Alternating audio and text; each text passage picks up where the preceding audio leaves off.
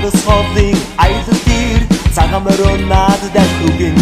ханхуу зэстэм күштэйгэн устудан жилэн дэвчгэн харин надад явлаас хойш гайхамшиг дүрдүүлсэн ханхуу зэстэм күштэйгэн устудан жилэн дэвчгэн харин надад явлаас хойш гайхамшиг дүрдүүлсэн